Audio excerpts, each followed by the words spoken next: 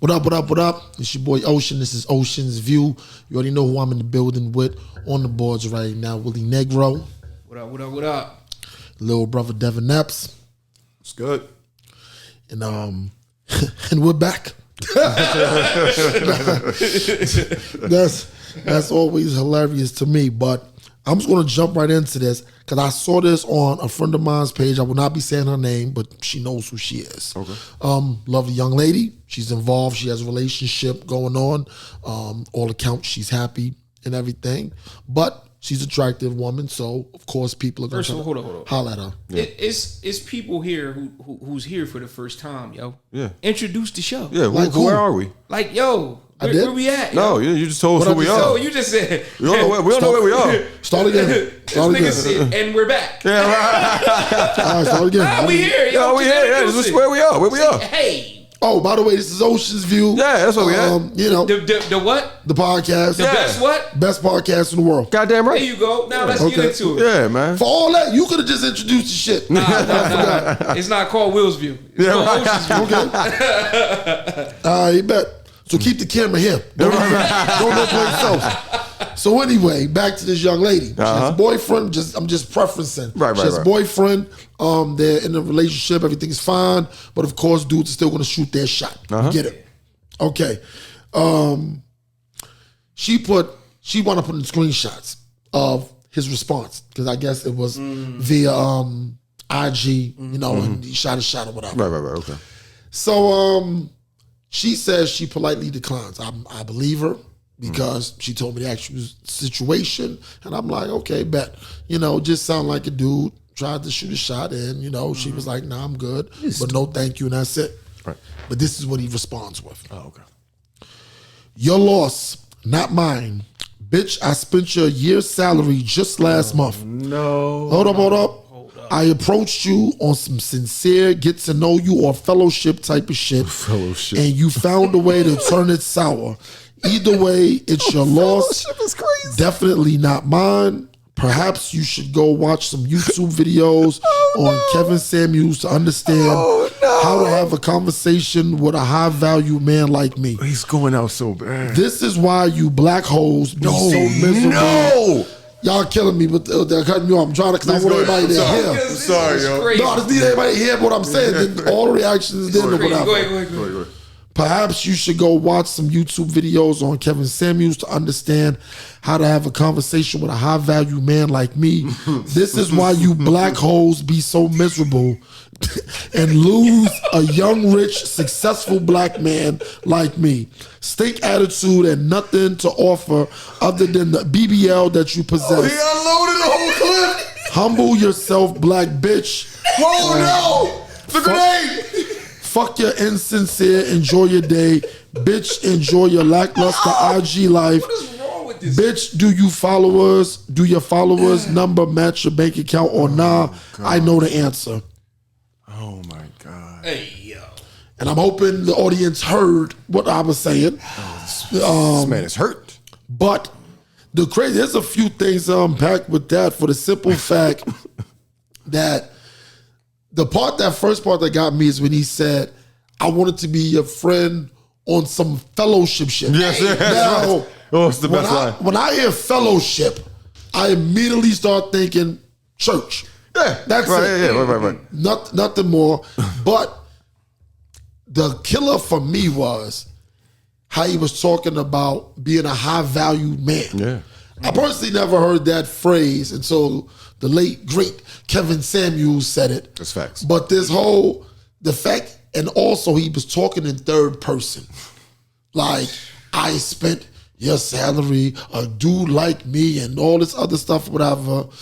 But it was crazy because one of the parts that I did want to talk about is the fact that he was like, you black bitches.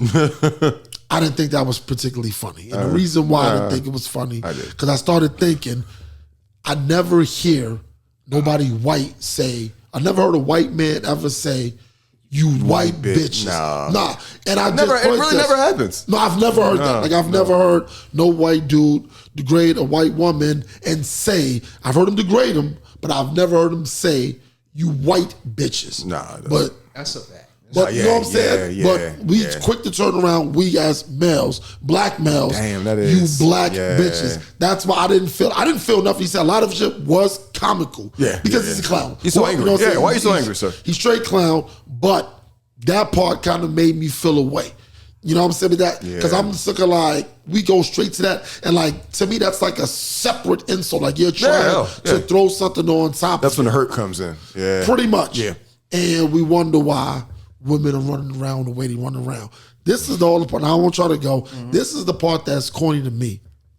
I can proudly say I've never have approached a woman and tried to get her attention and tried to get her to like me because I was interested in her based off her physical. Right. And then when she rejected my offer, I'd be like, oh, you weren't all that anyway. You bitch, you stuck up. I'm not doing that because the reason why I personally never did it is because I already gave you the benefit of the doubt that I'm interested. Right. And in a split second, I just take that away. Doesn't make sense. It doesn't work that way. Yeah. It doesn't work that way. No. And dudes make themselves look crazy when they do that. But evidently it's an epidemic because I hear dudes do it a lot. Like when I talk to women, they always be like, nah, you can't even be nice to dudes because this is the kind of result, this is the kind of verbiage they're going to give you one way or another unless you just give them your phone number. And I mean, a lot of women saying, we just give dudes the number or wrong number anyway because it's also a safety thing as well. This dude clearly, I guess whatever he does, I think he said he was a real estate guy because I looked on his page and stuff. Oh, okay. And let's just say everything financially he said was true. He's the dude that makes it look bad because he's hiding behind his money. Now, I want you to go and answer this one. He hide behind his money, but then women are running around, you always promoting the dude got to have that bag. Mm-hmm. So now I'm confused. Yeah. Which one is it going to be? As well as he. And this is not directed towards the young lady. Right. Just be talking in general at this point. It's a self-fulfilling prophecy. He feels entitled because he went, him amassing such wealth, he humbled himself and shot his shot and he was rejected. So he feels like, how dare you not get to know me first before, you shut me down or reject me. It's sucker move 101. Like, I mean, it's no way you can identify or condone this kind of behavior. At all. Like, I don't have much to say about it other than that. Like, I don't identify with sucker shit. So, like. Well, it's really, this is the absolute definition of a nut ass nigga. Yeah, right. Facts. Like, first of all, just because you have money don't make you a high value man. Ever. When you a nut ass nigga when you broke, it's the same as a nut ass nigga when you have money. Also, anybody who gets women, talks to women, or that's used to that, is used to getting shot down. Like you've gotten shot down. You've talked to somebody. It's part of the game. Plenty of women, and they wasn't interested, or they said, nah. You know what I mean? Hey man, I've gotten shot down and still got it. But you can't, like, what kind of, I don't even understand. Right. Like, my brain don't even go to, you wasn't all that anyway. Like, you lost out on. Like, my brain I don't know you. No, so my brain doesn't go there. So I cannot identify with this behavior at all. I don't get it. Yeah. You are your feelings that hurt? Are you that sensitive? And that's the reason why it was funny to me. Right. Because this nigga was mad. Yeah. Oh, he's hot. Big mad. Like, large, super mad. This is jumbo mad. I really think that he thought that it was like, this was a done deal. This was easy. Like, I got this in the bag. All I have to do is speak to her. I don't even understand. Like, all I have to do is talk. I got money. The delusional nigga is running rampant throughout our society, and we gotta put a damp on it. We gotta find a way to stop this. But to answer your question, that's what I'm talking about when you have these women that say, I don't want no 9-to-5 guy. I don't want this. I need a man with disposable income. Well, I guess his confusion to play devil's advocate was, I am that guy. Right. I have disposable income. You know what I mean? I have money. You see what I'm saying? So how could you not want to be with me? You know what I mean? Because if you putting it out there like that, not saying this young lady, I don't know this young lady. I don't obviously she wasn't into that. You see what I'm saying? But if a lot of women are, if the narrative that's being perpetuated is you gotta have money, you gotta have this, not a job no more. Used to just have to have a job. Right. You see what I'm saying? But now you gotta be able to fly me out. Oh, you got a job? No, you better not have no job if you with me, nigga. Like, you can't be working. You can't be no working ass nigga. Yeah, crazy because women. All right, let's say some of the things. It's because it's a checklist. Yeah. Some of the things that I agree that women say that a guy should have. That I didn't kill them for this. One woman said, more than one woman, but survey says a passport. Okay. I gave them leeway for that. I said, I can see that because you get to a certain age, if you're already a traveler, you like to do things. I get having a passport at a certain age. Yeah, right. So I'm cool with that. I'm cool with that. Now this whole, the infamous. This is why you have to match my ambition. I don't know what the hell they be talking about. I mean, like I don't know, because my thing is this. To me, I always say ambition is nothing but a fancy word for trying. Yeah, that's all it is. That's all it is. Just a fancy word for trying. The proverbial table. I despise that. I know what I bring to the table. Guys be talking like that. Do we say like what we bring to the table? Because I just feel a lot of times guys that may have money and stuff. See, the problem is this. The guys that finally get the money and they felt they've already been shot down enough when they didn't have the money. Exactly. And you know what's so funny? It is, right? The crazy thing is they probably have, because they might have ran into a woman that pretty much not only shot them down, told them why they shooting them down. Dudes like you, because the way pain is set up and the way like trauma is set up, it's not always just in your face, boom. But it's like when you hear certain things, especially to me, trauma like that is when you can't fight back. So it was like, when a woman or a chick is like, yeah, look at you, you ain't got the bag, you ain't got this, you ain't got that. And they point towards somebody who has that, you like, oh. See, because the thing about it is this. That's why I think it's easy for men to identify what they bring to the table. Yeah. Men don't have to say, oh, I bring this to the table. Men absolutely know what to go after and to go get to attract women. And it's harder for women because really you just kind of have to be attractive. You see what I'm saying? Yeah. That's how you get men. If you're not attractive, you have to do something to get attractive. Something attractive. You can literally go get things that will attract women. Like you can go get money, and some women will be attracted to you. You can go get a car. Right. Women are attracted to status symbols. You see what I'm saying? Right. So, like, men is easy. We don't have to say, yo, I know what I bring to the table. You know what I mean? You show it. Yeah, we kind of sitting at the table with our shit already. Right. Which is kind of, I think, kind of why that proverbial that saying goes so far, because men kind of, what we have. It's out there. It's presented. It makes up our identity. So when we're asking women what they bring to the table, it's a woman. Like I don't need that. You get what I'm saying? Like it's just like we are the table. How are you helping me set this table? More so is what we're really looking for. Right. So, but we go off of the reason we know is because we go off of what they tell us. Yeah, facts. And what works. Facts. You see what I'm part. saying? Facts. Like nigga only get nice cars because that works. Yeah. Like we get women by that. Right. We get money because we know that works. It's guys that, you know what I mean? Listen, when I was broke, what I brought to the table is humor and was pretty attractive. That's it. Right. You know what I mean? But I knew that only took me so far. Right. With some women. You see what I'm saying? That's only going to take you so far with some women. You need to be able to take girls out, to do things for them. You see what I'm saying? And how do I know that? From women.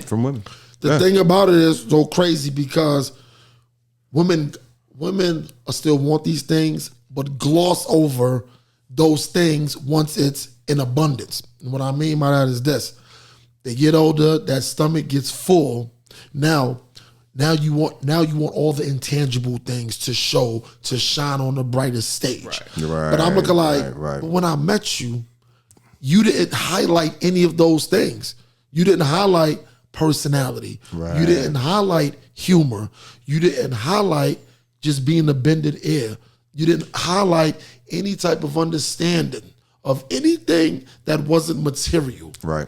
You highlighted finances, the ability to travel and do things. Pretty much, I'm sorry, it's all an umbrella of money to me. Right. You know what I'm saying? Anything I can pretty name, much. it's an umbrella of that. Yeah. And a lot of times, women don't highlight these things until they're full. And then that's when, well, I need him to start being like this. Not according to all the other dudes and all the times I tried to highlight you, because I'm pretty sure there was another dude that did come at you with those things that you didn't highlight. Right. But that wasn't enough. Right. That wasn't enough for you. And so it's like, I always say, I personally just feel, and I can get backlash for it, I kind of feel women get the men that they be asking for. Like, they're walking, talking,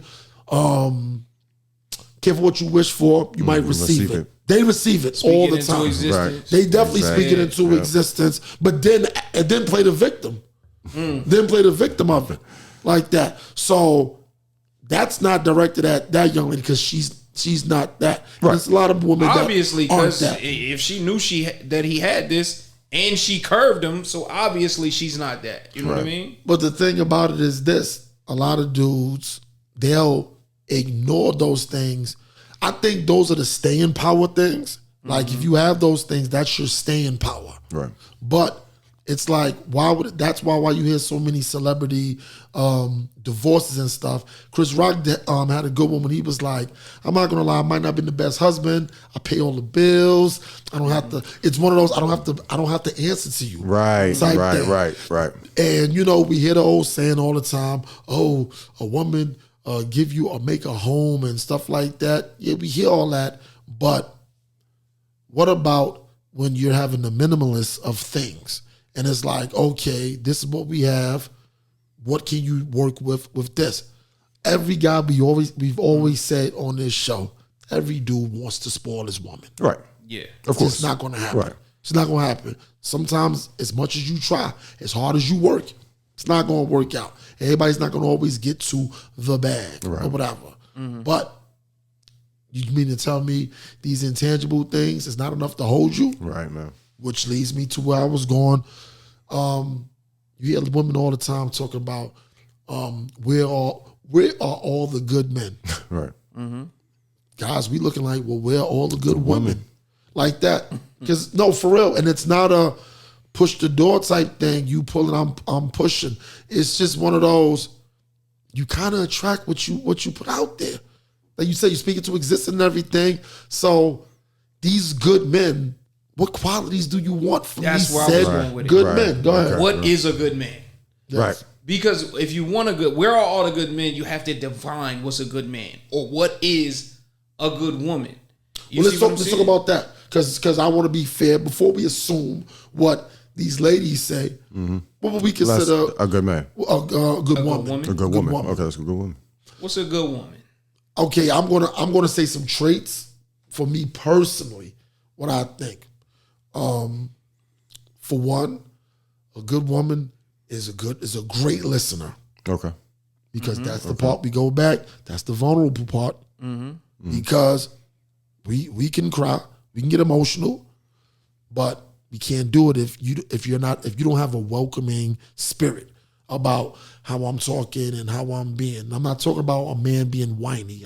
I'm against that too. Right. But we're talking, look here, I just got some things in my mind. I want to get it out or whatever. And I don't want to be judged for it fully or whatever. I also think a good woman is actually the one that, I'm not going to say high maintenance because that's subjective to what it is. Right. Because I know I'm not going to trip myself up and be like, I don't want to bump. No. Right. No, I want you to look beautiful. I want you to do all that stuff. But when it's a super, you can't make a guy feel like it's a requirement to do things for you. Right. Because the guy's nature, he really wants to already do these things for you. But you just can't make it feel like you better do this. Like it's a prerequisite. Or else. Thank you, prerequisite. Right. I also believe a good woman is also, just like you said, she respects the chill. Respect the hangout. Just respect the hangout. Respect the hangout. Right. So I Go ahead. I think a major trait in a good woman is loyalty.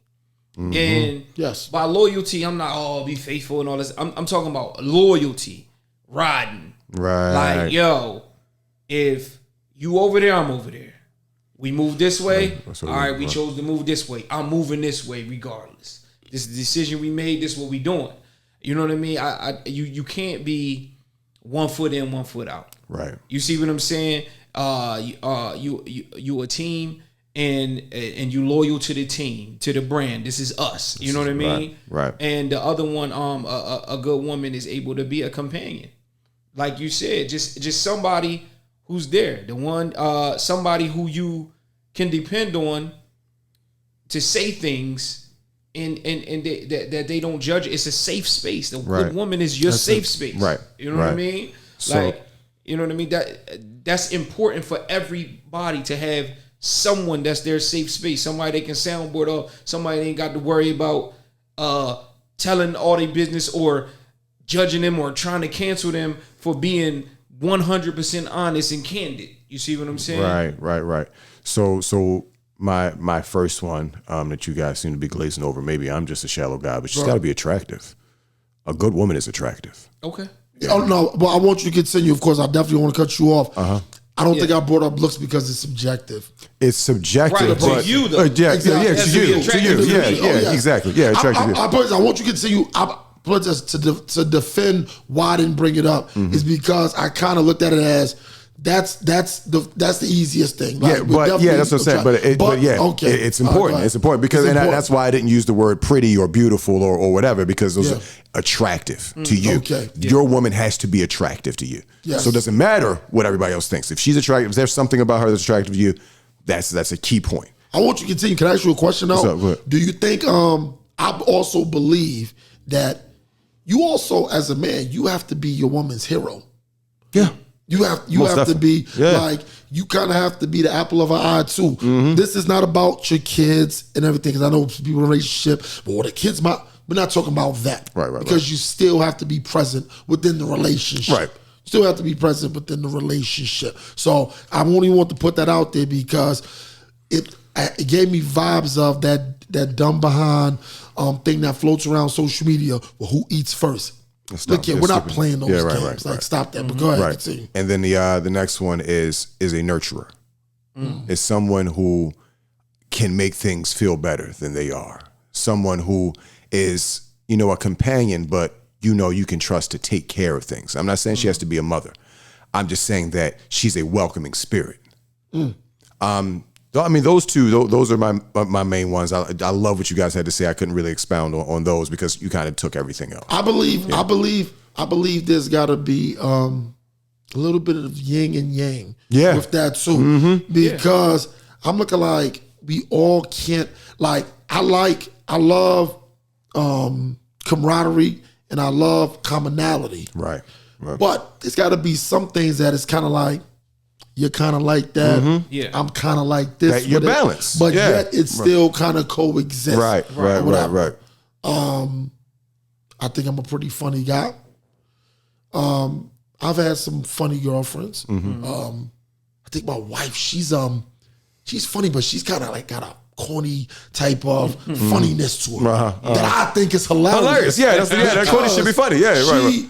She tickles herself to death a lot. And I'll be like, so it makes me laugh because she'll tell me a joke and I'll be like, Oh, no doubt. Yeah, Back in my right. mind, I'm like, what is wrong? But her, Yeah, this she's shit was hilarious to her, low, right? it's Yeah, it's hilarious to her. Right, so right. that's hilarious to me or whatever. Right. And that's okay. But it's like, women need their safe space too. Because I hear a lot of times, I've heard women say things like, he makes me feel like this. I don't want to express this. And I'll be looking like, dog, you're losing. You're losing your woman.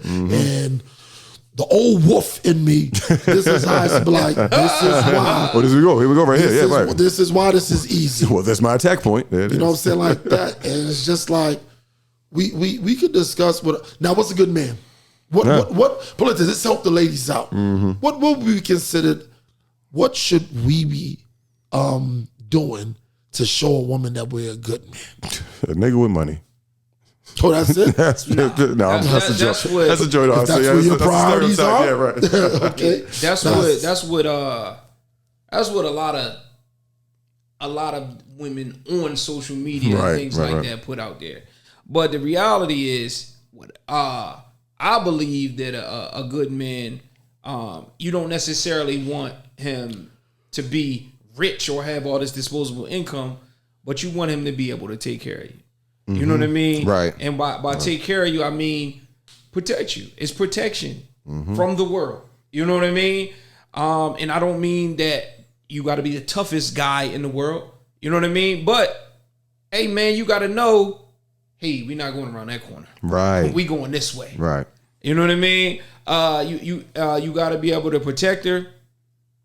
I think a good man something about him has to be attractive to her. You know what I mean? I think that women find different qualities in men attractive. Go back to You know what I protection for a second, because the reason why I say go back to protection is because protection isn't just physical. Right. It isn't just physical. Right. Because what is one of the biggest things that a man can protect a woman from? I'll go to a small example. When a woman is dealing with issues with her vehicle, without that man there, the mechanics and everybody else, they trying to get her Those are the wolves. to buy stuff and get things fixed that don't have to be fixed, and the number is ridiculous. Right. Until a man comes along, yo, my man, we just need the fan belt. The car's going to run, and I know the car's going to run. Right, it's the fan belt.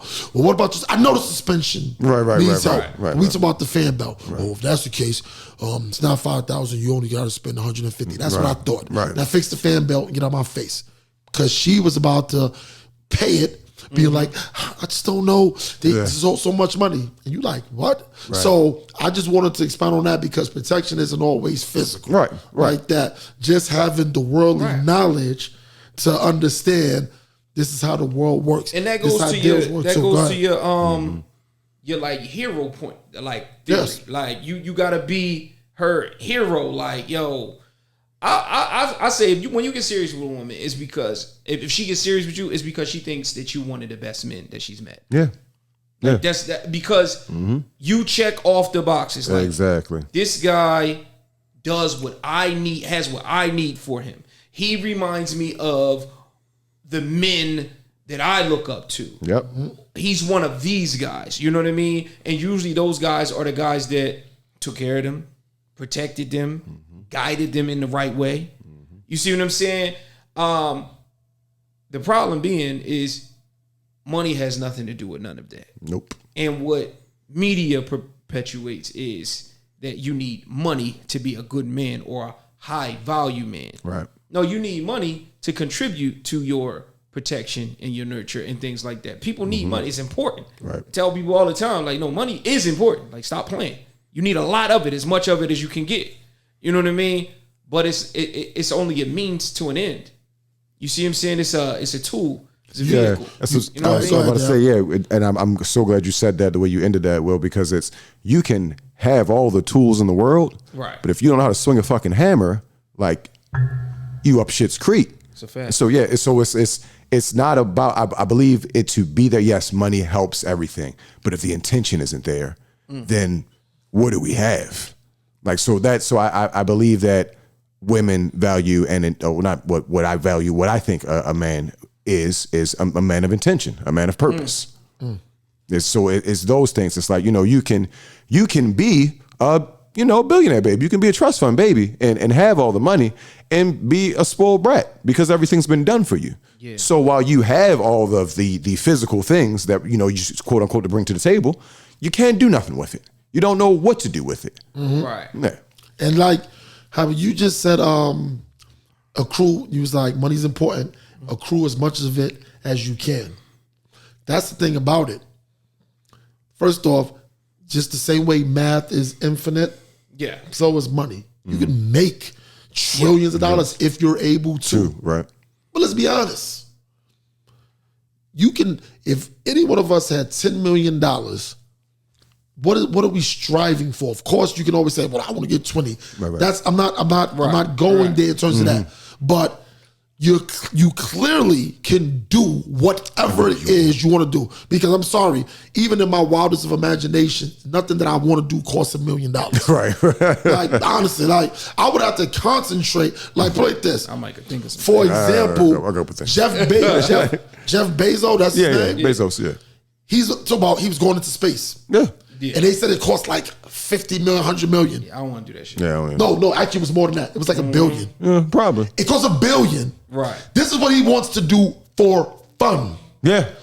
Because he don't have to go into space. Hey. You see what I'm Not saying? at all. No, but Yeah, I'm just saying, I'm just showing the extreme It's of hobby. having money. Yeah, That's fun to him. Like, yo, I'm going to spend $1 billion just to go into space. Nigga's hobby and I'm coming back. is astrology, like astronomy. Exactly. Now, to this high value man thing, y'all kind of y'all knew I was going to go here. Y'all know I'm about spectrums. Mm-hmm. So if a high value man exists, that means a low value man exists somewhere. What is a low value man? See, we say these sayings, right? But then it's kind of like, well, it's just something to say. We're clearly concentrated on what we assume or what we think a high value man is. Mm-hmm. So, okay, so if I don't have these things, does that mean I'm a low value man? So the low value man has a job? Nah, you mid. A mid. You gotta value? be mid. Yeah. Yo, I don't know. Yeah, like, so that's a very, very, very good question. Uh-huh. You know what I mean? Because I do believe that there's extremes in everything. There's an absolute top and then the absolute bottom. But I think, like you said, as a spectrum, most people fall in the middle of everything. Yeah, exactly. You see what I'm History saying? of everything. Right. Everything. And I think that was that was Kevin Samuel's kind of point that kind of got missed is it's nothing wrong with being in the middle. Right. Like if you in the middle, get a guy in the middle. Right. That's You it. see what I'm That's saying? That's all he was saying. Right. Just don't be delusional and you in think the you middle, get top but 10. you want somebody all the way up here. He said that to the men too. Like, right. Yo, you mid. Like get somebody that's mid. And it's crazy because they talk about getting somebody that can do more for them than they can do for themselves.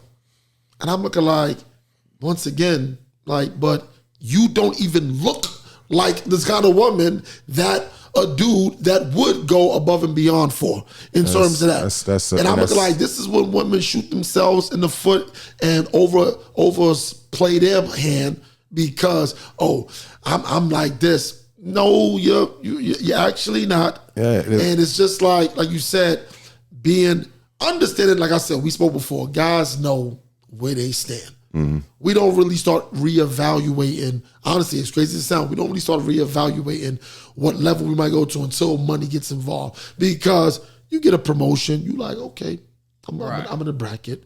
But we talking a real jump. Like, I'm telling you now, as grounded as I believe I am right now, I never had $50 million. I get $50 million. How I'm going to act? I'm looking like, I don't know. You know what I'm saying? Like, well, the first thing I could tell you, the first thing I could tell you, and I don't know if the camera's going to catch this.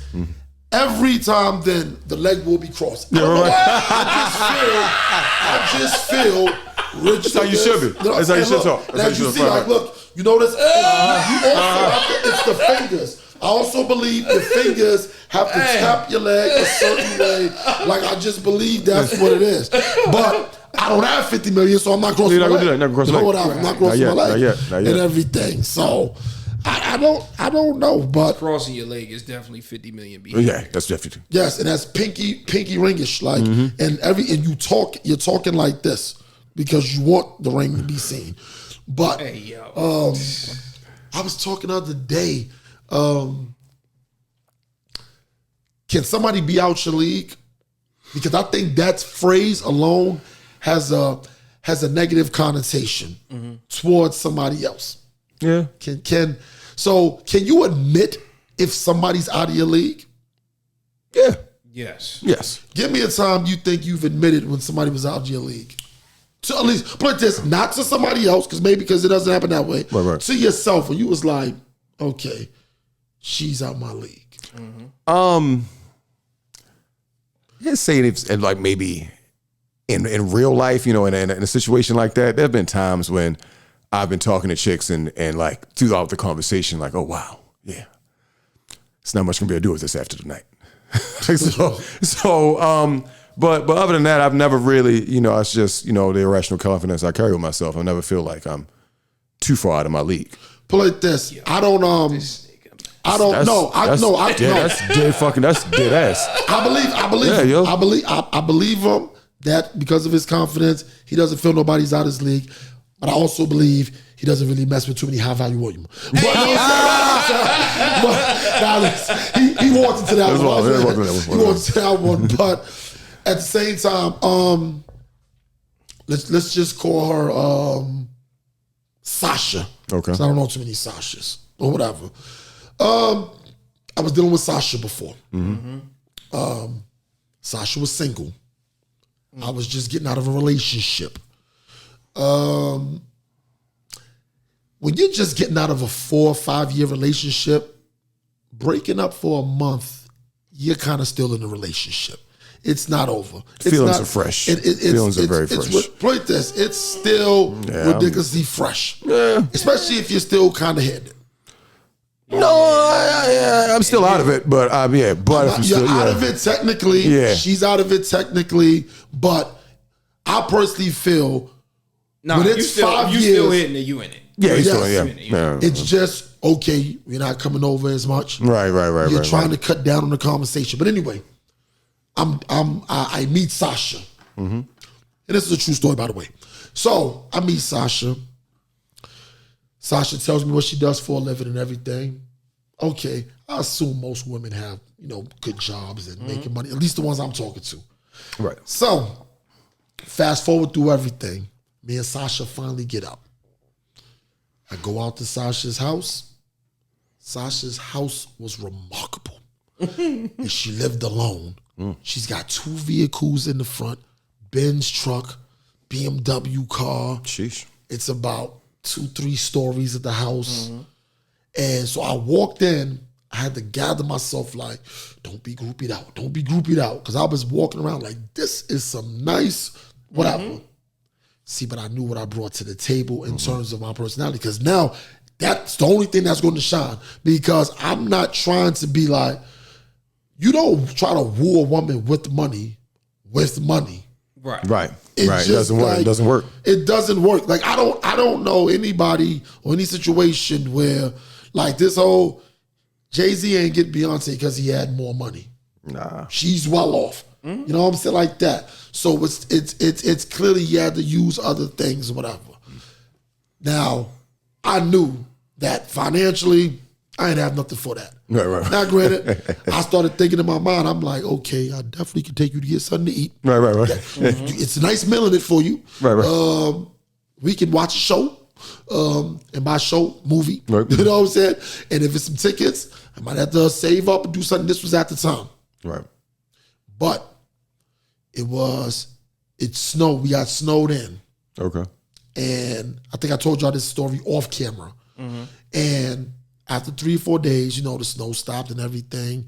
We had food in the crib, we eating, it was just pretty much eat, movie, sleep together, sleep, repeat, and that was it for the whole days. So I'm getting cabin fever. I want to get out of there. Okay, I want to go home at least. So I dig her stuff out. I'm digging out, her cars, her vehicles. Right. And so she comes out, and it was like a movie almost. She came out with like hot chocolate. I don't remember the last time I had hot chocolate or whatever at the time, but I was like, oh, thank you. Right, thank you, man. So I'm drinking or whatever. All I simply did, picked up some snow. I made a snowball and I threw it at her. it turned into a ghetto version, low budget version of Let It Snow. Like if that's the only thing that was missing. The only thing that was missing was Let It Snow playing in the background. And I'm tackling her on the ground. And I guess that was with Let It Snow. Like that. So I'm grabbing her. So I get out. Everything is fine. Later that night, I get a 2-way. So you know how long ago this was. Right. So I get a 2-way. Jesus. She was like, I really enjoyed our time. She concentrated on, of course, you know what we do on the sack, but she concentrated on how we were talking, the fun, and all that moments, stuff. Yeah, the moments. Yeah, she concentrated on that, and that's when I'm gonna keep it 100. That's when I personally realized, it ain't about the money. It ain't about the things you got, right? And you can still get a woman like this or whatever. Now the only difference is, as we all know, and I want you to go, there's not a whole lot of Sashas in the world. Yeah, no. Or at least maybe we're not just running into them like that. I had a similar situation and I probably blew it. I ain't gonna hold you. Right. Like, I was also really young. Early days at Morgan, but I was at home. I was at home in the summertime, and this chick lived in the night. She lived by herself, townhouse, nice townhouse. She drove a Benz, you know what I mean. And at that time, I was broke, like broke. You know what I mean? Like I was super broke, and so she invited me to the crib. I came to the crib. It got crazy. We had a great time, but I'm gonna be real. This is where it got crazy. So I'm looking at the pictures and everything. Pictures. I'm like, oh, who this? Next to this range. Oh, that's my ex. I know where it's going. I said, oh, okay. So like, y'all wasn't like how long you dated? Oh man, just a couple years. You know what I mean? But then you know how women, he wasn't nothing. He was this, that, and the third. I'm like, all right, cool. Looking around like, yo, who's this? What next to this Benz in this big old house? Oh, that's my father. So you come from money. Right. You come from a little bread. All right, cool. And I'm doing my math. Right. You ex dad, and I'm flat broke, bro. Like at this, I might not even have a job at this time. I might have like $300 to my name. In life, bro. Like for real. And here's why I messed it up. All of that compiled to me in my brain meant she's out of my league. I can't do nothing. But I can't take her out. I can't do any of the things that she's probably used to. Right. And I ain't really. So I really kind of stopped talking to her like that. And we had a great. Did you hit it? Yes. Oh yeah. Yeah, we had a great time for that day. Oh, it was a This was day? one day. One day, shit! bro. Yeah, this was one day. Yeah. This was one. Hold up. All that happened just in one day. One day, bro. Jesus. One day. Yeah, It was great, and that's why I said I probably blew it because she was a real good girl. Like she was cool, and she ain't really cared that I was broke. You know what I mean? You was intimidated? 100%. Okay. 100%. I thought she was out of my league. I'm like, yo, she messed with this guy. Ain't no in the world she want to mess with me. You know what I mean? It's almost like I ain't know she knew I was broke. Like yo, she must didn't know I was broke. Like, yo, why are you here with me? Let me clear something up before you think this is what it is. Right. That was crazy. That was a crazy time. And you get older and you understand that she was probably there because I always been me. You know what I mean? Broke or not, I always been me. I've been cool, but she was. But our psyche, as men, our psyche gets worked on so much, and that was commendable. How you said you blew it, because I personally feel that you never really get past certain parts until you've been in the wrong side of blowing it. Like, 'cause we ain't hit every shot, and a lot of dudes walk around like, oh, I always do my thing. Yeah, We all do our thing. But the losses are out there. The overthinking is out there. Or whatever. All right. It's just a little left, okay? All right, here we go. I was working at a different place, not where I work now. Okay. And at that time, I was in charge of a fairly large group of people. Some of my workers I got along with, some of them I didn't. And there was one guy in particular that we had a good relationship, but I was younger than him in a higher position, and we would kind of bump heads every once in a while, right? And it got to a point where I found out that this gentleman was doing a lot of talking about me behind my back.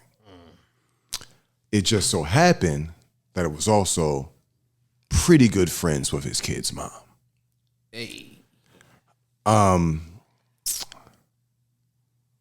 the time, I did not know that, 1 + 1 = 2.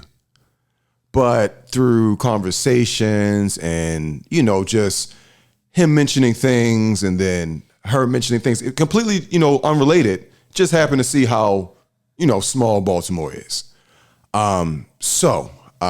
Make a, long story longer. Me and this guy would continue to have little passive aggressive kind of, workplace bullshit, right? You're not doing what you're supposed to do. I know that you're not doing what you're supposed to do.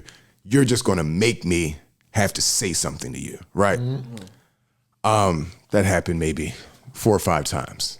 And at this point, I'm feeling like I need some revenge. So I shot my shot at his baby mom. And I cashed out. I didn't find out that I was out of my league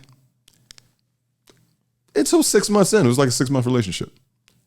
When I realized that, You had a six-month relationship with his baby mom? Facts. So I want to hear the rest because when did you decide? I'm trying to. When I realized I was out of spite energy. Cause really I was only showing this chick a good time because I didn't like her baby father. That's wild. That's wild, but I don't think that qualifies as. No. Why was she out of your league? Yeah, why was she out of your league? It more so not even out of my league, more so that I didn't want to upkeep the relationship. I was kind of over it. She's a good girl, it was a great relationship, but I just was over it. I didn't feel the need to, what she required of me was not what I had the capacity to continue and maintain. Oh, she wanted time and all that. Yeah, and the spite energy that I had, I had ran out of it. Well, going forward, if you ever do this again, it's one time, maybe 2. Right, I don't know how you 6 months of I got comfortable. And on top of that, She was a good time. But on top of that, did he know? I don't care. I can fight. No, I don't care about that. That was the point. Yeah, right. If you're going to do it, it kind of makes sense for him to find out. Oh, I mean, no, he did a lot of underhanded shit that I found out later on. So I did some underhanded shit that he'll find out later on. Oh, so that's how you was carrying that. Yeah. That's as you Baltimore niggas, that's cruddy. I mean, hey, crud onto thee as though thou would want credit onto them. And he started it. Nobody has ever said that. Maybe. I don't know. Rest in peace to Jerry Springer. Y'all didn't know. He died. Jerry Springer did. What do you have against Jerry Springer? What was that for? Jerry Springer is a piece of shit. Jerry Springer. Gerald Springer? I feel like Jerry Springer is top tier, is one of the people in this world that made us as Americans look at each other different and think less of each other. And he put that on TV False. 5 days a week. No, this is false. Consistently, 2:30 p.m. every day. He showed the disgusting underbelly of this and false staged incidents over and over again, but he ingrained that, and I believe he brought on a certain level of trash TV. Like Jerry Springer brought that on. Fuck Jerry Springer. I will give he brought it to TV, but you can't. I'm a strong believer that you can't bring that unless it's ingrained. It's there. It's there, but he glorified and shined a light on it. We all know, we all got ignorant ass cousins. We just don't talk to them that much. No. We all like to see ignorance. We do. We do. That is a fact. We do. I can't debate that. I really am against the ignorance, but I cannot look away when a fight video comes across my timeline. Yeah, but you're also not, putting them all in one place and profiting off of it either. That is what we call genius. That is what we call a businessman. That is what we call a business model. Now, what he is the godfather of reality smut. Yeah, which she was gonna go there too. Right. Is that really a crown that we want? Is that something that you claim? Yes. It's here though. It's here. Yeah. It's here. I mean, yeah. Cause I'm like, look at Maury and all them shows. Like, exactly. People have made shows based off of episodes that he's had. Facts. And said we're just going to go into the vein of this for our whole show. Right. You said like that. Yeah, man. Now, I didn't personally know Jerry Springer and everything you said about that, but I think some of the blame. We spend trillions on entertainment. I'm looking like I'm not going to kill him for capitalizing the way he did. Now the problem is he's never really held a moral bone to what he was doing. Ever. Now what he did do, he stopped the fighting. Stop the fighting. Gave you that weak ass final thought at the end of that trash heap of a show. Yeah. He wasn't old enough to enjoy Jerry Springer. Like I was in college when Jerry Springer was on. I was there. Yeah, we planned trips to Jerry Springer. Fuck Jerry Springer. I don't care. He doesn't do anything for me. Doesn't move the needle for me. What were your thoughts about the Arsenio Hall show? No, Arsenio was cool. You weren't in college for that. No, hell no, when it comes to Arsenio Hall. I thought I got your ass now. Nigga said he wasn't in college for that. I was like, shit, I was in elementary. So that's why I'm looking like, please. I don't even know. I think you saw the repeats. Hey, yo, you ain't a little disrespectful to dead people, yo. No. Maybe that's I'm the yin that Niece's yang on that one. I'm cool. When niggas die, like I'm ready to throw the dirt on them. All right, that's nigga dead. I'm ready. Yeah, get him out of here. Peace out. Well, here's somebody else that you can throw the dirt on. Okay. I think I don't want to say. Hold up. Let me get her name straight because I don't want to butcher it. I don't care if I butcher it. Yo, who is this? No, who died? Yo, I don't know, yo. Yes, I don't know. Yes, she just died today. Oh, Carolyn Bryant Dunham. Oh yeah, the accuser of Emmett Till. Okay, yeah. Due to cancer. We can dance on that grave. And I made a post. I was like, word. Mm-hmm. So boom, you make a left arm, right. You know what I'm saying? Straight down 2/5. Right, yo. Oh no, now the dirt goes all on there. Peace out. And normally you don't talk about the debt. Oh well, because the crazy thing with the Emmett Till thing. First off, did y'all ever see Till the movie? Yeah, I've seen a bunch of iterations. No, of Emmett Till. the one that they just made. No. I saw that. The last thing I saw was the ABC joint. Like yeah. No, the one I was in the theater. Yeah, no, I know what you're talking about. Yeah, my wife just told me to watch that. It was pretty good. It was pretty good. Okay. And on top of that was whack is he never really whistled at her. Didn't do anything. He didn't do anything. But I'm looking like this is the time in America, and I'm looking like they did all that, and they didn't just kill him. They did him dirty. Real dirty. Right. Yeah, they did him dirty. Bad, they did him man. dirty. A young and man. It's just like I think those dudes, somebody got off. It wasn't, they got justice another way. Yeah. You see what I'm saying? Like that. So, in terms of her, she can, whatever. Cancer has never done its job as great as it did with her. Like, yo. Shout out to my Zodiac, baby. Cancer is in the building doing its work. Shout out to Cancer. We one time only shout out for Cancer. That's the only one. I'm about to say don't talk too much about Cancer. So only ever shout out. That is yeah, right. But every year, look, the trash can gets a steak every once in a while. And Cancer, you did your thing this time. All right, fuck you any other time, Cancer. But this time, you was on point. Damn. And it's crazy because she tried to get absolution while she was in the hospital. She tried to get, I want to admit, let me wake you up. He's dead. First off, she died at 88. Emmett was younger than her. Yeah, man. So basically, you just died. He would probably still been alive, messing with you. Yeah. You know what I'm saying? And you up there, she did all that. So anyway, boom, you make a left on lyrics. Yeah, right. What you call it? My man Clues says, as we continue on. I want to shift gears a little bit. Okay. We was in the barber shop. We were talking about and Will. See, this is I'm gonna get Will on this one because he's a big Meek Mill fan. Yeah, right. I know you like him. Philly slander. I don't know. Philly slander loading. Here it comes. No, it ain't. Because you will never hear me say nothing bad about my man Desert Eagle.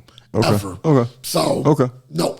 That's Seagull, y'all. If you don't know, you ain't know. Because he probably still will shoot you. Yeah, right. Fact. So no, not even that. No, Seek is just nice. Yeah, he did. Okay. He's just dead nice. I don't all the other stuff. He's just dead nice. We were talking about storytelling. In most crowds, they say, they say Slick Rick is the best storyteller ever. Top tier storyteller, right? I can go for that, but I've learned to put Slick Rick in Godfather mode because that great Adventures of Slick Rick still a classic. Right. It was a classic. The thing about that was a classic in real time. So 88 for those that don't know what I mean by that. Magic year. So people were like, yeah, he's the best storyteller ever. I said, I'll give him Godfather status for bringing that kind of field genre to hip hop. Okay. But I don't think he's the best storyteller ever. So then somebody else brought up Eminem because he came out with Stan. Stan's a great story. Stan is pretty great. Stan is great. But the issue I have with Stan is this. It's not his fault, but I have a list. And I'm an Eminem fan. Not a super Eminem fan, but I like him. You like him, yeah. And I also, because the thing about it, it's Eminem's second album, The Marshall Mathers. I think that's a dope album, completely. But I feel Eminem's career is based on about 11 songs. Like whenever people talk about him, they bring up 11 songs. Yeah. And Stan is one of the main. Almost definitely, yeah. It might be top 3. And I don't, and on top of that, I don't know what other stories he has. Yeah, that's another thing. So yes, he did his thing with Stan. Yeah, right. But I didn't hear any other stories like that. So, and I what's the name was his story? What? Lose Yourself. Joint. Yeah, Lose Yourself was a story. Clean Out My Closet's kind of a story. You said 8 Mile was a story? Lose Yourself in the moment. I didn't view that as a story. I mean, your palms are sweaty. I throw up on his shirt already. Mom's spaghetti. I get it. But to me, stories are fictional. That's what adds to it. Because it has to be characters. Where were the other characters in Lose Yourself? He just told his own story. It was a coming of age story, all in one. I can split this. I don't want to kill it fully because actually that's one of my favorite. Okay, I see. Yeah, because it's like an ongoing theme connected through 3 verses to a song, right? Okay, so it's like, but I feel like it has that. No, it don't. No, to an extent, it does exactly have that. But when I hear stuff like, I love the way he opened up the 3rd verse. That's what made me really like, no more games. I'm going to change what you call rage. Tear these motherfucking doors off like 2 dogs cage. Yeah. Like, that was dope. But to me, it is his own story where he's going with it. But it kind of felt like, I didn't go with it. Like, it's you throughout. I get you. You see what I'm saying? So it's more, my man, Terrence Howard, Hard Out Here for a Pimp. Lose Yourself is very comparable. Right? It's the same ongoing theme. Not lyrically, but not saying that. But it's the same kind of story ongoing theme throughout the song. Yes. Wow, more story. It's just autobiographical. Yeah, right. But okay, so but the format Niece is more so talking about is now we're talking like a Slick Rick story or like a Brenda's Got a Baby. That's a story. Warning. Biggie. We didn't even get to Big yet. That's a story. That's King Storyteller, right? And I believe Big is the best storyteller in hip hop history. And I don't normally like to go historically because we've had these conversations 1,000 times because it's just like, so many things. But I've heard a lot of the generations. Name the stories. Oh, Biggie from Big? Yeah, name them. Okay, Warning. Yeah. What else we got? We got to join. I got a story to tell. Yes. Shit. Let's go big. We go big. Somebody's got to die. Somebody's got to die. Yeah. The creme de la creme. What's that? Niggas Bleed. Yeah. And I believe Niggas Bleed is probably the best story in hip hop history. Yeah, Biggie's probably. He's got some joy. Like, probably as he's telling them, like, Dad, I'm getting the goosebumps. Like, those are stories. Those are stories. Like, so let's go honorable mention. Cause like it or not, Meek's got some stories. Tony's story did what? Yeah, Tony's story. Tony, I like this. This is the problem that I have with Meek. You shown me what you can do with Tony's stories. I expected more consistency, rhyming wise, out of you. You see what I'm saying? Like that's my thing is. It's not that I don't like him, right? But it's one of those. He's in and out, and I'm not talking about a white person, not. But it's like, yo, you gave us Tony stories. I like those joints. But then you turn around, you just go back to yelling, and it's just like, and I think also like that Meek's ascension was with that Drake beef, and he became more of a punchline than more of a respect. Now, when it all came about, we kind of give Meek the nod because he kind of survived it. He sustained it, but I really feel like. He took a hit, but he also sustained. He made it fell down, but he got back up. But it was that I feel like with those contrasting styles, Meek should have did Drake dirty. I'm gonna tell you, like Pusha did Drake. Put like this, and this is why I'm glad. This is why I felt Meek lost that battle for the wrong reasons, and it had nothing to do with Drake. I was listening back to back today. I actually was tapping my foot. Back to back's a good joint. He really got action. He got action. Back to back's a good joint. He had joints. And I'm not a super Drake dude, but I was listening. I was like, he's getting at him. But I'm going to tell you why Meek lost that battle. Okay. It's not about what Drake put out. It's Meek, I used to always say, he's a man without a country. He tried to go at Drake on the notion you have other people writing your stuff. I'm a rapper. But he's never stayed his whole career in that because he tries to, if he's beefing with certain people, I got more money than you. That's the angle he's taking. You can't take that angle with Drake. But if you would have just stayed in the vein of, what I do better than dudes is rap.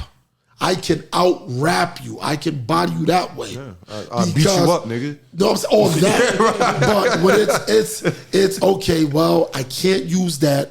I can't use this. So when you're coming with things that might even be true, people are seeing through it like, you're just, because you don't stand on it all the time. So now people are like, do we really believe this? The Locks, and I don't want to compare Meeks to the Locks. The Locks' whole imagery is we get busier than niggas.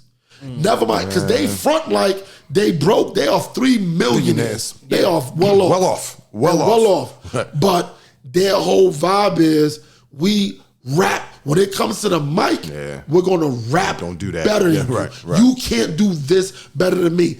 You know who else does that? But he does it, of course, at the highest level of braggadocio.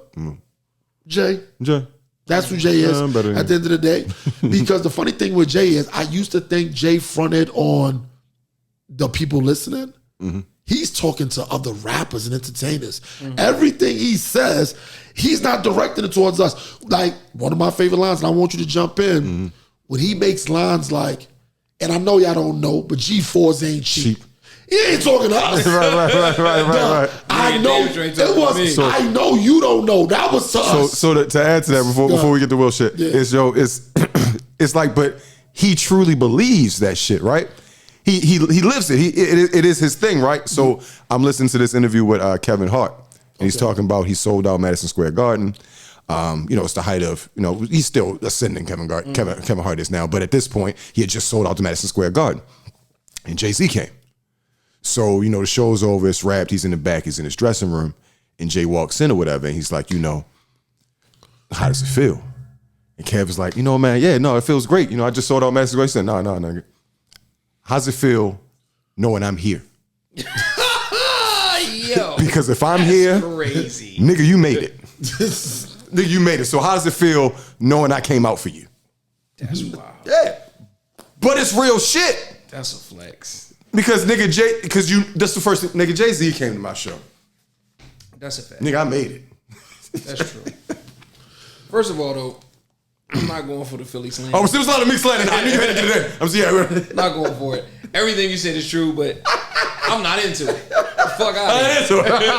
I'm not into it. I agree, though. I gave him a pass because I could have brought up Beanie Siegel's diss on them, The Coming, which is still extremely dope.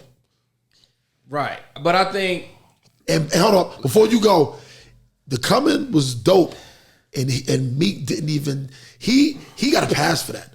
People kind of didn't put as much on it. Oh, did they get Beanie Siegel beat up for that shit? No, he got beat up before that. Oh, before that, okay. He got snuffed, young boy, this, that, and the third. Okay. But when he came out with that, it didn't hit him as hard.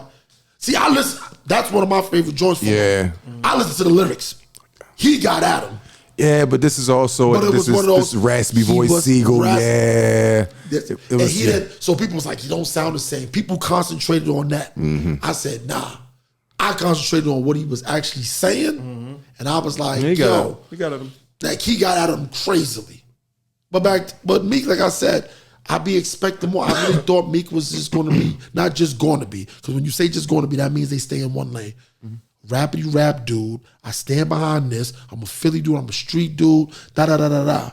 But he flip-flops where he wants to be at. 1 minute I want to be viewed as this, next minute I want to be viewed as that, such and such. And that's why I felt he lost the Drake battle, because Drake took everything he tried to use against him and just said, fine, you getting bodied by a singing nigga.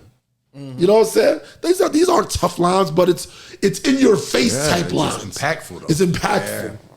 Yeah. He lost that battle because Meek has a lane, and every now and then he veers out of it, and it feels forced.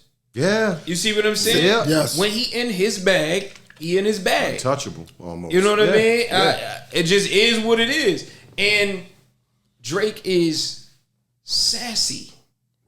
Like, yo, this nigga is right. He is, yo. So he's sassy. He moved the fight over here. Yeah, it's like the fight was over here. Yeah, so it's like, hey, you can beat me up. Yeah, but I'm more popular than you, nigga. It's gonna be hard. Like you gotta hit this nigga from a different angle because his shit gonna hit. Yeah, his shit gonna be funny. Yeah, and quirky. Like, you know what I mean? Yo. Like it's not gonna be the traditional like bars like yo I'ma kill like yo you whack and you trash. It's gonna be please like you know what I mean. He's sassy. It's gonna be where y'all at. I rolled through Philly bumping AR at, knowing he had beef with him at the time. So that was a poke. That was just a poke. It's like and it's like he did a concert and then he took a picture with the biggest star from your city. He's laughing and joking with Will Smith, nigga. Like, it's such, like he took it to a different level. Like Meek, it was almost unfair to pick a fight. He took him to deep waters. Drowned his ass. So he drowned the shot. As I said, but he came back. He swam back eventually. Well, like I said, Meek ain't. He not really with the battling. Like he got a lane. Right. He do his thing. But didn't he come from the battling? No. Okay. Everybody that rap has battled. And I said that too. I always said that. He was not a battle rapper. Just because Meek was filmed outside rapping does not mean he was battling. He was just like rapping to the camera. Cypher. He was ciphering. He was ciphering. Yeah, he was a cipher rapper. I only said that just because that's a big thing. Misconception People about always be like, Meek. it's a big misconception. People be like, yo, he come from the battle joint. I'm looking like, this is why I think I give Cassidy, I give him a little flack because But he always like, yo, I'm the battle king. And I'm looking like, well, who did you really battle? Like that. Because I know you for battling Freeway. And I'm like, cool. And honestly, I don't think Freeway knew it was a battle. Freeway was going, it was a cipher. It was a cipher. Who could outbar who? Back then, yo, I'm not, yo, my man is nicer than your man. Y'all both rap and you see who nicer. Exactly. That was a battle back then. But Cassidy was rapping his shit towards Freeway, and Freeway was just rapping. Yeah. Right. Yeah. So, like, that's not really battling, writing a rhyme to go at this person. You see what I'm saying? It's this, I got better rhymes. You see what I'm saying? Like, dudes that battle are nice at writing rhymes directed specifically for you. You see what I'm saying? And I think that I don't necessarily even think Drake is really a battle type of guy. He just a personality, witty and funny enough to do that. Like, he's nice. He's also the safest rapper in the history of rap. Explain. Just simple. He's safe. He's light skinned. He's what you call it. It play like this. This is Drake. If Meek Mills is at your house and you need to go to the store, Meek Mill has to come. Drake gets to stay. Drake can stay. And you know I'm right. You know I'm right. If you like this, Meek is, you looking at Meek and you looking like, yeah, I'm about to go to the store. He be like, all right, I'll be here. Nah, nigga, you gotta come. Drake, hey, I'm playing this game. Okay, Drake, you need anything? No, I'm good. I'm all right. I swear I'm good. I'm all right. I promise I'm good. I mean, in that case, hey, man, what you trying to say? He look like a sucker, yo? I don't say look like one. I'm just saying he's safe. Him, point this. Gone are not the days of Drake. Point this. I don't want to see Drake, Steph Curry, and light skin slander. He was getting there. Yeah, I was like, how much you going to allow, Will? Jesus. We Fight talking back. about two assassins that he going at right now. It's light skin. Versus the Philly now is the light skin. Yo, this is crazy. All I'm saying is, the minute you see Steph Curry, Drake, and Shamar Moore walking down the street, that's a wrap. You done lost your woman. You done lost everything. You lost your woman. You lost the battle in rap, and you definitely lost the shooting contest. You definitely lost the shooting contest. Yeah. All right. So to get back to the original subject of storytelling. So we got who's the Holy Grail. So we got Slick Rick, Biggie, but like who's after that? Eminem. We mentioned as well. We said we kind of took him out. We kind of took I think Nas got more story joints. Nas got some great stories. More story joints than M and other people. He doesn't get a lot of credit for it because a lot of people don't know. Like when he did that Foundness series, those was all dope stories. That was like Tony Stories did, but on mixtapes, right? Or whatever. Right. Jay is actually a real good storyteller. He's a really good storyteller. He just doesn't do it enough. Yeah. Doesn't do it enough. Or whatever. The story rhymes are really out of hip hop because if you listen to some of the albums in the 80s and 90s, people just rap. Ice Cube's Today Was a Good Day. It's probably one of the more memorable That's a story. stories. That's a story. And you know what I'm saying? Just waking up. You know what I'm saying? Everybody knows like that. Yeah. But no, Ice Cube had the gangster fairy tale joints. Like artists don't do those kind of songs no more that just have no plot. You just kind of going into it. You know it's make believe. Now they would just rather really talk about how we really killed somebody. Yeah, but those are also stories, which was going to bring me out. I was trying to throw you that alley oop because your man might have been the last storyteller. Put this. He definitely Vaughn because that joint Crazy Story one first off, it wasn't too creative. I'm not talking about the story. I'm talking about the title. Yeah, really. You know what I'm saying? What am I call it? Call it Crazy Story. It's a crazy story. It's a crazy story or whatever. He has 3 of those joints. Yeah, he's got 3 of those. But I think Vaughn's whole style was storyteller. And everything because he's not really a spitter. Right. He's basically just telling you about shit he's done. Exactly. He's a recollector. So, and he'll throw stuff like, got this flexing bitch from Tennessee. But you know what I'm saying? Like that. It was funny because I heard somebody else with that flow. I heard Hitman Holla do a freestyle, but I didn't hear the King Vaughn joint first. Okay. And I was reading comments. People was like, he took this from Vaughn. But Vaughn was still alive. So I didn't listen. Right, okay. You know what I'm saying? This King Von nigga goes. He's still making tracks. It's Get him out of here. crazy. But on that note, we gonna get out of here. This is another episode of Ocean's View. We see y'all next week.